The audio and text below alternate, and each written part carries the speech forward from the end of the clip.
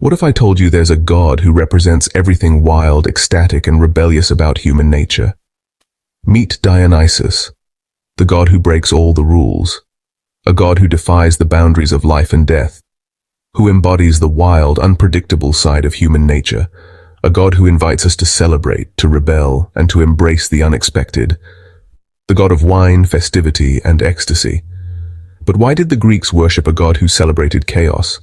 And what does his story reveal about the human spirit? He's a god who tells us that life is more than rules and order.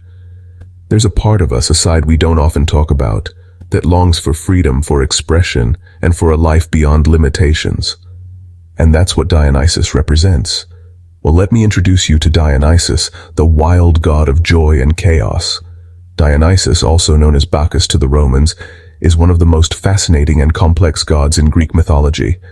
Born from the union of Zeus, the king of the gods, and Semele, a mortal princess, Dionysus's origin story is nothing short of dramatic.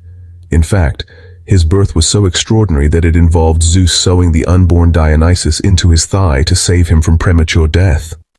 Now, Dionysus isn't just about wild parties and endless revelry, though that's certainly a big part of his portfolio.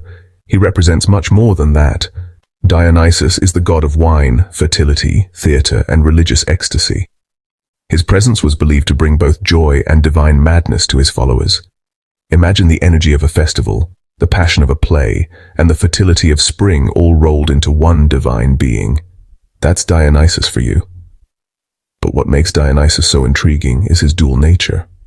On one hand, he's the bringer of joy, the one who encourages people to let loose and find happiness in the moment.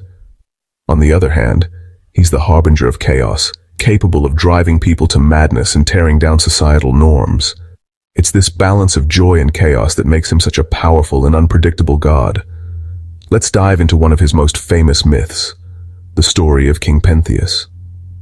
Pentheus, the king of Thebes, refused to acknowledge Dionysus as a god and banned his worship. Big mistake. Dionysus, in his anger, drove the women of Thebes, including Pentheus's own mother, into a frenzied state.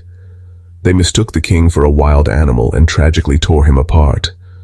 This story highlights Dionysus's power to both enchant and destroy, depending on how he's treated. And don't forget Dionysus's entourage, the Maenads.